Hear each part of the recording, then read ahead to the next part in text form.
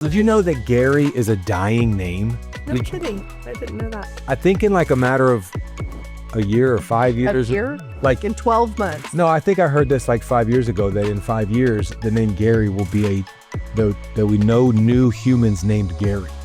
I have an idea. Let's have another baby and prove them all wrong. No, ma'am. Well, welcome to today's episode of You've Got to Hear This, a lifestyle podcast with conversations crafted to help you take big risks, defy your limitations, endure through the struggles, and build a life you love. I'm one of your hosts, Crystal Tullis, here along with my co-host and husband, Tyler Tullis. Me. And we're so glad that you're here. In our podcast, we really don't do a lot of scripting. We just kind of have big thoughts and big ideas. We try to pull from the 22 years we have, well, nearly 22 years Almost, that's of right. being married, filming this Almost. December, and our 23 anniversary years. on the 28th of this month. So nearly 22 months. We got married when we were babies, age 20. So cute. And so we are now 42, almost 43, and have had an You're almost incredible... 43. You are almost 43. I am a little older than you. It's important to clarify that. But y'all, true story, I had to buy him a pina colada on our honeymoon because he wasn't 21 yet. That I have no comeback for. Gave alcohol That to is- a minor. That is facts. Them's the facts. But we are glad you're here today. And in light of our 22 years of marriage, and then I guess 18 plus of that building and raising a family, we wanted to share some things with you today that you've got to hear as you might be in that part of your life of building and raising a family. You know, there's not just one story in our life over the past 22 years or even the past 18 years of being parents where there's like one moment of keeping the plate spinning that's better than all the other moments. Like, honestly, if you just summarize the last 18 years, that's really what it feels like, especially It's a bunch of plates. a bunch spinning. of plates spinning, several of them falling and crashing, but like where you feel like your existence is to keep things in the air. A couple of weeks ago, I was killing time between school pickup and I think it was cheerleading practice drop off with our daughter. And we stopped at a little restaurant to get a drink, and she was going to do some homework, and we were going to just kill an hour before we had to be at the next thing. And sitting in the booth right in front of us, a mom walked in, and she had 3 little boys. Oh, wow. Little boys. Like little boys. And it I don't know, obviously I didn't interact with them. I feel like I'm old enough to do that, but I still am young enough to You're not to like not. grandpa age. Yeah, I don't interact fully You've yet. seen us flirting. Yeah. Well, one day I'll be that old, and I will operate that way. But I didn't ask any questions, but they looked like the age splits, right? Oh, of our boys. Of our boys. And I just remember I was sitting there watching those boys crawl all over their mom, throw French fries on the floor, Make a mess. punching each other, like brotherly punches, like I just remember, I watched them and I just remember like, whoa, it has not been too many days that we're not that far removed from that season of life. And what it reminded me of, because, you sit there and you watch that as a reminder of a previous season, Chapter, right? Yeah. And then naturally, right, my brain compared it to the season of life that we're living in and operating right now as we continue to raise a family. And what I realized was, like, we tried so hard when our kids were little to like operate by the book, right? Like all the routines and all the things. And honestly, those things were helpful, but it was impossible to keep them 100%. Right. And so I had the idea in that moment at that Shake Shack, watching those little boys throw French fries at each other, to do today's episode on this, because today what you've got to hear and what we want to say to you is that during the season of life that you're in, whatever it looks like, but especially if you're raising kids, regardless of what age they are, you have got to focus on establishing sustainable rhythms in your family and forget about keeping the regiment of routine. That's the truth. Because routine It sounds great, but I think it only works in the military. Like, all honest to God. the type A people that are listening to this, They hate us right now. minor panic attack. Yeah, you hate it. Because routine is so important to type A people. The same time, the same things, the same checklists. Rhythm. You know, we have we have our whole world that we get, especially like to new parents. I actually was meeting with, because we own childcare centers, so I was doing tours this morning. When you say type A, are you type A? I'm total type A. Okay, I just want to make sure I understood what type A meant. I'm not type A.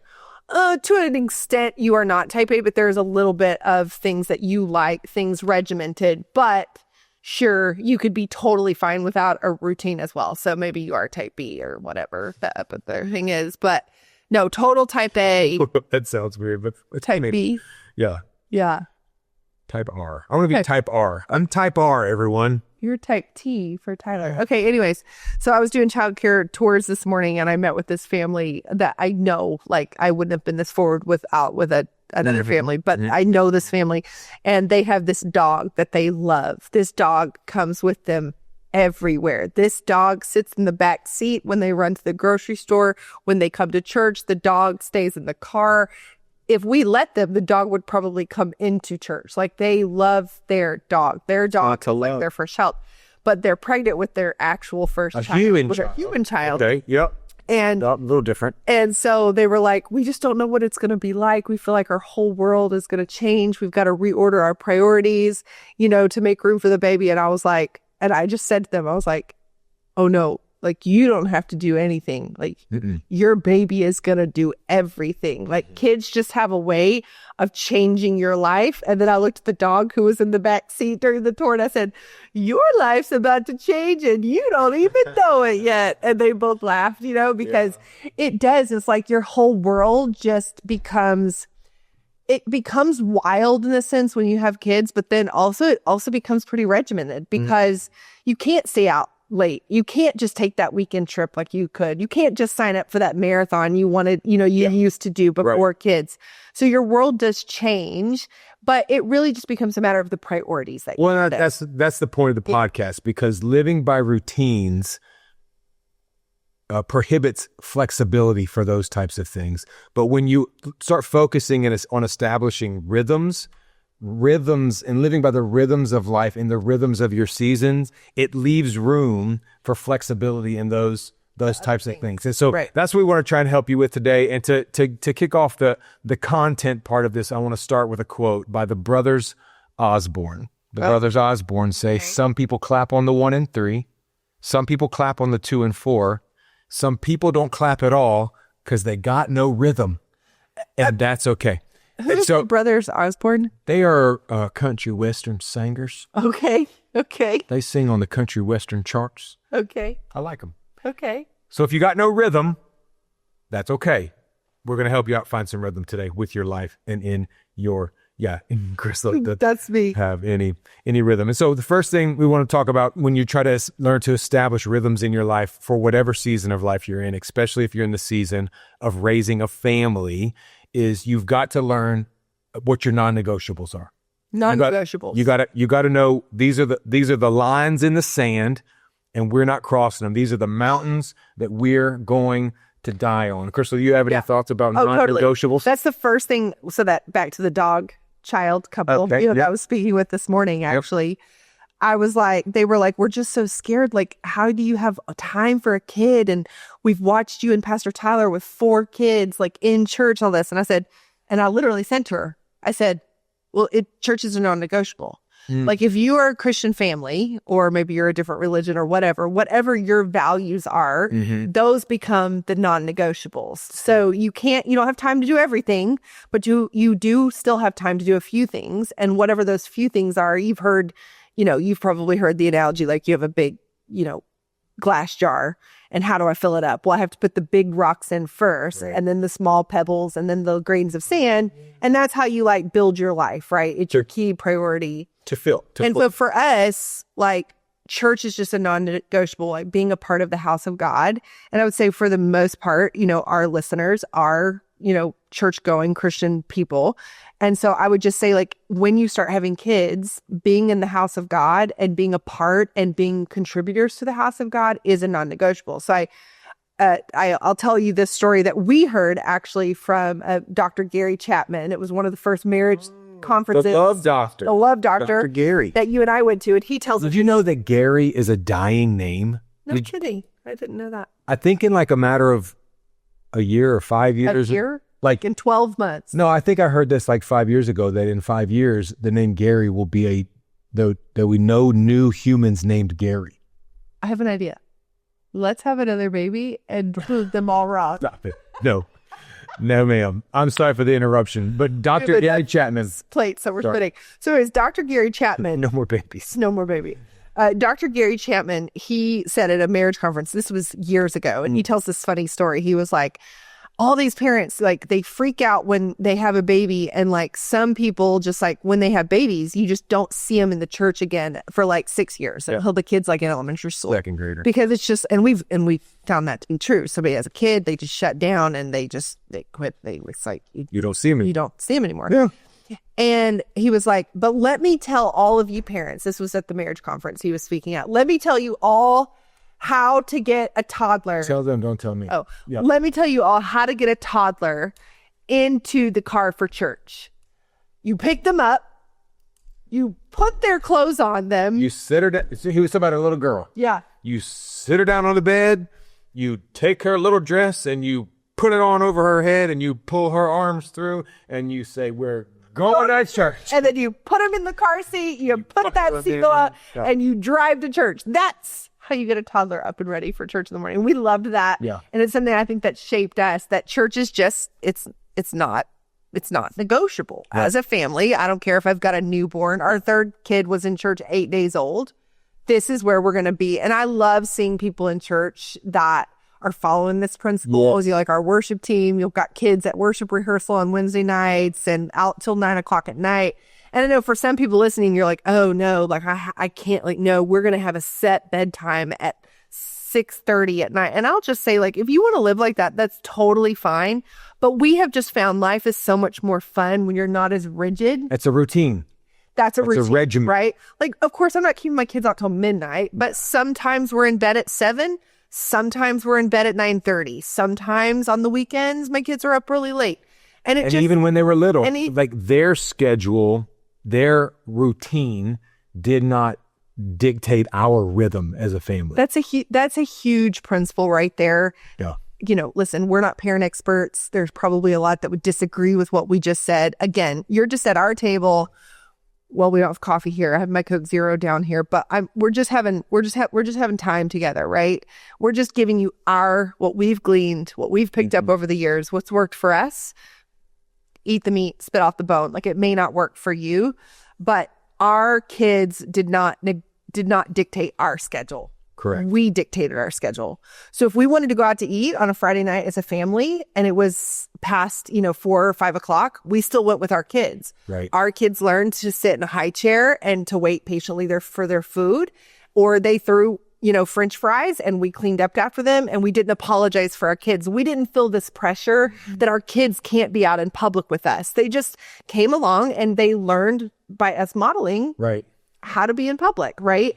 We still went out and hung out with friends and, we would leave when we wanted to. Our kids didn't have meltdowns and we got to get out of here.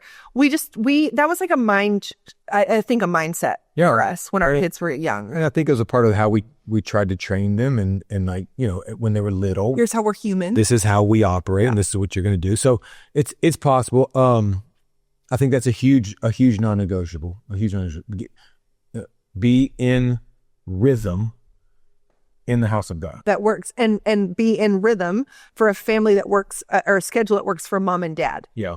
That's a non-negotiable too, right? Another one I think that is so important, and we have not always done really great at this, I'll admit, is finding a way to honor a day of rest in your family. I feel like that's an important rhythm, regardless of the age of kids that your kids are, or even if you don't have kids, or even if you're a single person, right? Like learning to honor that day of rest is such a huge thing.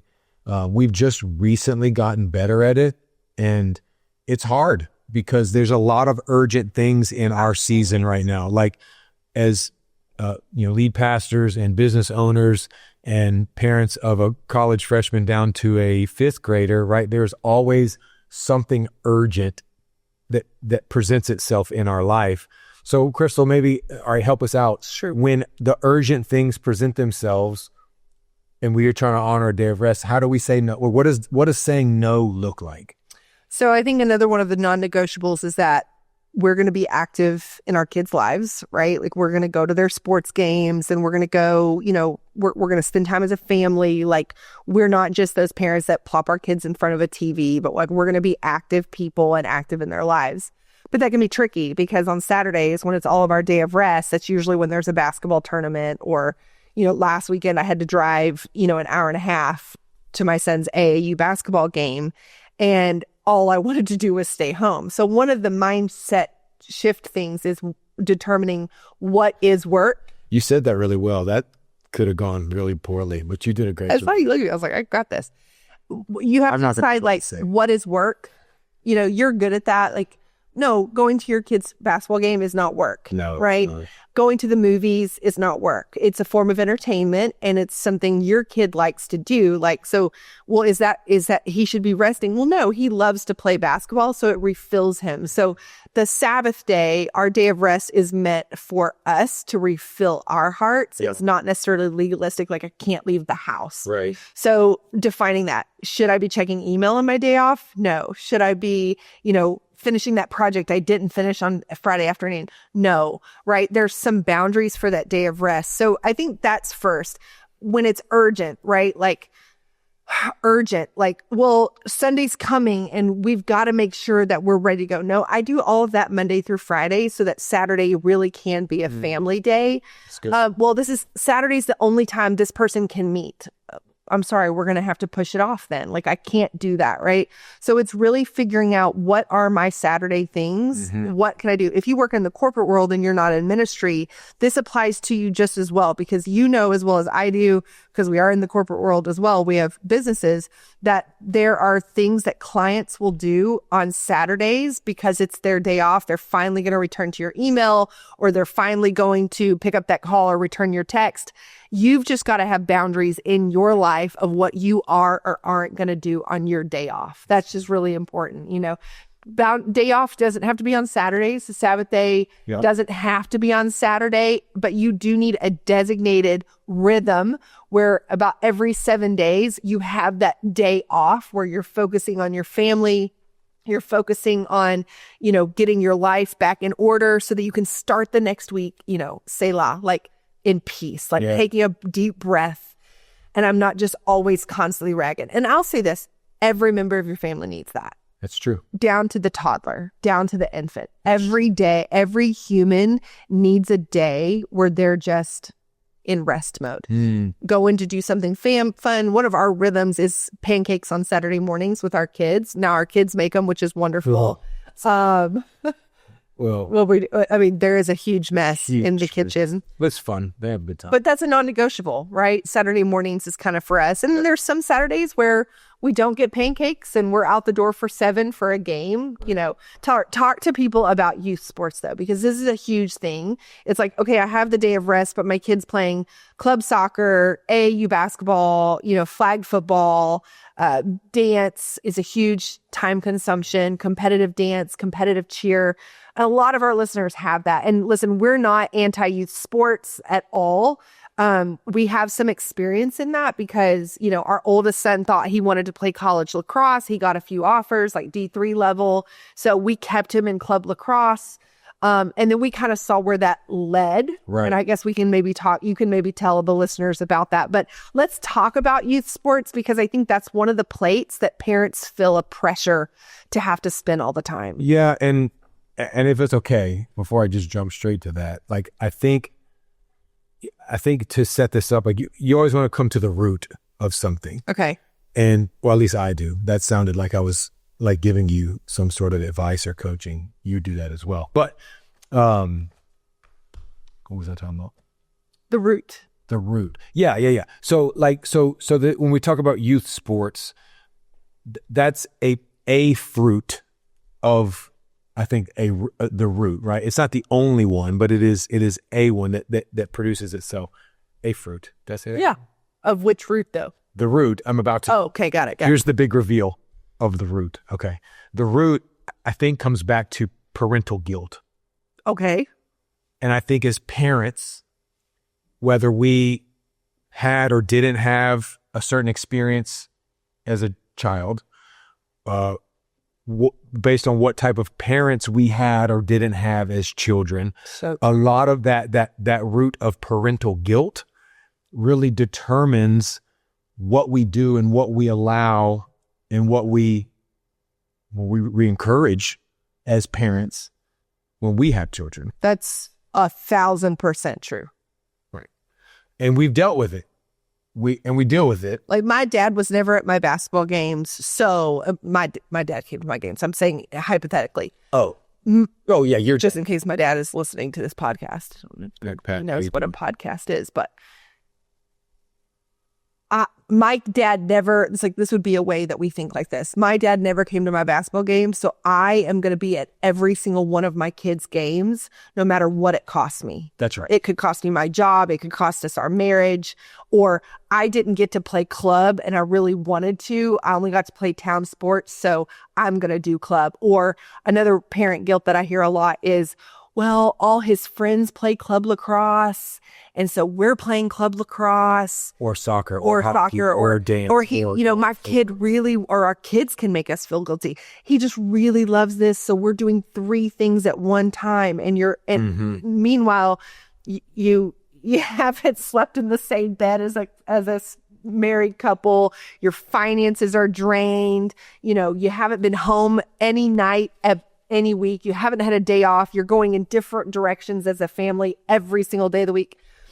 And little Johnny is getting to play all 3 sports because he begged you and he wanted, and you just couldn't tell him no. But it's got these huge consequences everywhere else. That parent guilt is that is definitely a huge root. That's right. Yeah. And so you see some of the fruit of that root of guilt in this youth sports culture that has been created. And so this is the portion of today's podcast that is going to be wildly unpopular, but overwhelmingly true. All right. And I want to tell you I just want to tell you the truth about youth sports. Okay. Because what comes from that root of parental guilt is our kid has to be in everything and our kid has to do everything. And then I'll say because it's not just us. We did this, but us do this too as parents. We justify giving into our parental guilt and saying yes to everything because we're convinced that our kid is going to get a athletic scholarship from all this effort that we put into getting them in youth sports and on club teams. Why do you say that? What's your lived experience to be able to say that? Because every club coach that we ever talked to that encouraged our kids to try out for their club saw amazing potential in our kids. Okay. If he gets in this club and he gets some reps and he starts showing up and he's there and he's doing that, he's got a real chance to get a college scholarship. Okay. Yeah. Club sports, mind you, I have the stats right here, is a $40 billion per year industry. Yeah. 40 billion. That does not include travel. That does not include hotels, flights, food. $40 billion. Just wait, hold on a second. So of course, every club coach is going to see amazing potential in your kid. And I could really see them getting a scholarship. So if you're a young parent, this is what I wanted to just put into context really quick. Because let's say you're listening and you've got a 4-year-old right now and you're like, you have no idea what this means. Let me just break it down for you. So 40 billion, that's a huge number, but let's just tell you what it cost our family. So again, our son played club lacrosse with one of the big name clubs of in New England. There you go. And it was like the thing he had to get on. He practiced for weeks. He had the tryout. They have 3 levels, red, white, and blue team. He got this spot on basically it's the C team. And to play that, it was about $1,500 per season, and there's like 3 seasons. And so it was like $1,500. I think we paid $4,500 for the whole year. And then you paid for the uniforms. And then in the summertime, they have the tournaments that are in New Hampshire, Vermont, upstate New York. And so we were going to that, and those are hotels. And these towns that are the club, they're small. So there's not a ton of hotels. So the hotel prices get jacked up because it's like tourism for them. Yeah. And then it's all the food while you're traveling, right? And then you're having to get babysitters for other kids because you feel guilty. You don't want to miss your kids' club games.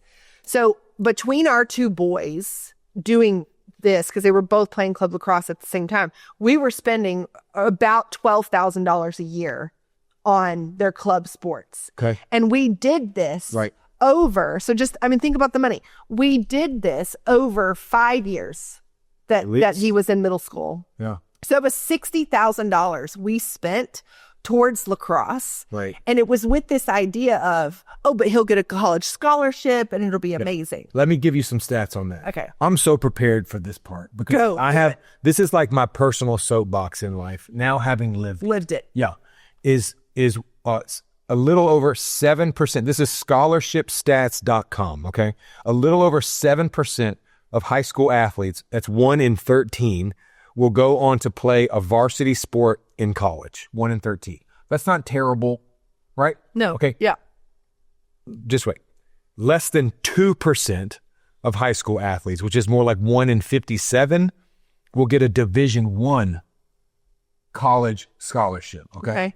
So 1 in 13 will could potentially play in college, but that means that 1 in 13 that are playing at that level of college are paying to play at that level in college. Okay, so pause right there. Let me put that in context. So Whitaker was one of those 1 in 13, right? He had a few colleges looking at him.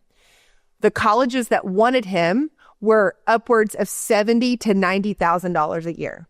The scholarship that they offered was between $15,000 and $20,000 a year. Correct. So and that was before room and board. That was literally just the tuition. So before or after the scholarship of $15,000 to $20,000, we were still on the hook for $60,000 to $70,000 in tuition. That's right. So we spent $60,000 over 5 years. And I will also say this, these were not colleges he wanted to go to. Like these were D3, kind of unheard of, like he didn't know. And he didn't want to go to that. He wanted a big college down in the South that don't even have Division I programs. And the D1 schools that are out there, let me tell you something. The other reason that we stayed with club lacrosse is because we thought, if he plays, then he'll have a better chance of playing at his high school, which has all this competitive D1 people. So we thought, I'm going to tell you something. Our son was 6'3". He had college offers. He played the club lacrosse. There was still so much competition that he really hardly ever played. He rode the bench a lot, even as a senior, because there were so many D1 kids in front of him. Yeah. Right. So all that to say, our investment was not necessary. Yeah, and there's an argument that's made, and I heard it, and I ignored it, but I will make it now. On average, a family spends $15,000 per year per child on club sports. Knowing, maybe not knowing, but I'm telling you, 90% of whom are going to end up in the exact same spot that we ended up in. And knowing what I know now, like, okay, he had experience and he was active and all those things were positive, right? But if I'd have taken that $15,000 per year and invested it in something else towards their college education, we'd be in a lot different situation when it comes to the full tuition that we pay when we go to college. And there's other ways to stay active. Correct. You don't have to play the same sports year round, right? If you're an athlete, you're an athlete. So be a multi-sport athlete. And the thing about it is, if your child is a D1, then that 2% that's going to probably get some money to go play sports in college, like by middle school, by 7th or 8th grade, God bless us, but we knew at birth because of the genetics that we contributed to these. You weren't a D1 athlete. I wasn't a D1 athlete. We didn't have D1 genetics, and that's okay. Yeah. Not much less going pro, right? Like we don't, and our kids are athletic and they're competitive and they enjoy and they know how to do it and all those things are great. But we knew, right? And we still ignored it because of parental guilt. The truth, let me just say this, the truth about youth sports that we have lived and that we now know is that in large part, we did all of that for us and not for our kids. And I think that's a hard truth to swallow. But I think you've got to hear it. Because you love the thought of your kid being the stud. You love the thought of it and you missed out on it. And so by God, your kid is not going to. Right. And that's a routine that can wreck a family situation. True. Because how many weekends did we spend apart from each other as a family? Yes. How much time divided did we spend? Mm-hmm. That's a routine. And that's why we say you've got to find those rhythms. Mm-hmm. Because if you don't find the rhythms, the routine and the regiment of the routine that our world and our culture and our society will put on you, man, it can sink a ship fast. So I love this. This is a story that I think you'll appreciate. So Whitaker now is at SMU. Mm-hmm. He's a freshman there, and he decided to, forego those smaller scholarships and go to a college that he wanted to be at. And so he's playing club lacrosse there, like as part of, his rec time. And a guy on his team was one of these D1 stud lacrosse players out of his high school, mm-hmm. and won a state championship there, and then had some D1 offers, and he went and played D1 a couple years out of college. And then he decided what is in for him. He hung it up, and now he transferred to SMU, and guess where he's playing? On the SMU club team. Right. And he walks up to Whitaker. They haven't seen each other a couple of years, and he was like, bro, do you remember me? And here we have now a kid on the same club team at SMU that rode the bench. We spent all this money on club lacrosse. And then a kid that was a D1 recruit, right, was the stud, right, and they're at the same place, right, at age 18 and 20. Right. And I just think that really shows, and I will say this as a non-negotiable as a family, one of the family practices that we've done, and now we've changed. So Campbell no longer plays club lacrosse. Right. He's now a multi-sport athlete. We've made him try football. We're making him do the school play. So he's not playing lacrosse year round. Not making. So we've basically said, listen, this investment isn't wise with your time or with our money. Let's start doing other things to develop you more holistically. Mm-hmm. Let's face the facts. Right. We're going to do the same thing with our Peter. And I just think it's a smarter way. So here's the non-negotiable I would say for you as a family. Tell your kids to pick one until they're in middle school. You're going to play one sport per season. Again, just our wisdom. You don't like it, that's fine. But you're going to pick one per season. This is our rhythm. This is our rhythm. Yeah. This is what Peter and Bennett did until middle school. Same thing. You're going to pick one sport per season, and that's it. That's all mom and dad are going to do. When you get to 7th grade, if you're actually an athlete, now we'll think about 2, but you've got to put the work and the time in outside of practices. If you're not out in the driveway practicing and you're up on your screens instead, we're not doing that because you're not committed to it. So those are just some things that we're doing as a family that hopefully will help you, and it will lower the stress dramatically. We sat not too long ago, and I guess we can kind of wrap up and then maybe you want to, but we sat at the table with some people in our church not too long ago, some close friends, and they're kind of in this season of life trying to spin the plates, their careers, being in church. They've got 3 kids, really just trying to figure out, and all their kids wanted to do all these sports at the same time. Yep. But yet their marriage, they were literally about to call it quits. And we finally sat down with them, and we posed this question to you that we'll pose to you as well. What are you gaining from all this? What are you gaining from all the activity? You guys go from skiing to then club baseball to then basketball, then back to baseball. And it's literally all year long that you're doing these things, and you have no margin.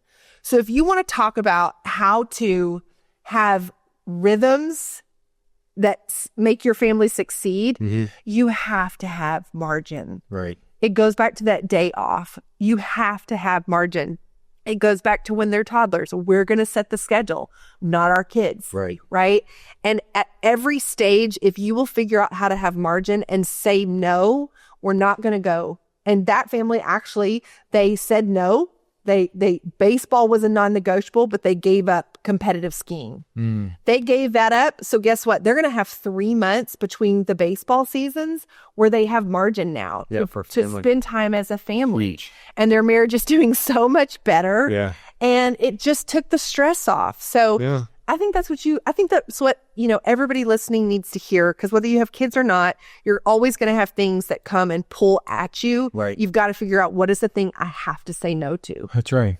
Well, we were taught a long time ago, and we can wrap up with this, and is not like I have to have the last word. I have the last word. But we can wrap up with this, is that in your life, in your world, everything that's worth something costs something. That's the truth. Everything in your life that's worth something costs something. And so what do you, when you talk about focusing on establishing rhythms and eliminating the regiment of routine in your life, you really have to decide what matters to me. What is worth it to me? And then whatever the price is for that, you got to be willing to pay it. And if it's sitting out a couple seasons of soccer and hockey, my goodness, hockey, right? Like, do that. Pay the price. It's worth it. When your kids are in their 30s and their 40s and you've got grandkids, this is what we think about now. Yeah. When our kids are married and they're bringing their grandkids over to their house, nobody is gonna care. That's right. About the club lacrosse accolades that we achieve, or the Division One, or the Division One scholarship. Yeah. At the end of the day, those things are fine, but they're not what matters. That's right. And we pay such a high cost for the things that aren't worth it. We really have to come back to what is worth it, and then be willing to pay the high cost. Healthy marriages, healthy finances, healthy bodies, healthy spirits. Amen. That's what you've got to hear. You got to hear it. All right. Well, thank you so much for joining this episode. I'm Crystal. This is Tyler Tullis. And in this episode of You've Got to Hear This, we've talked about how to have healthy rhythms and routines in your family. We look forward to welcoming you to our table next time for more conversation. If you haven't yet, subscribe, share this with other people. We'd love to continue helping people defy their limitations and build a life that you love. So until our next episode, hear us as we declare, you will defy every limitation and build a life you love. Thanks for being here today.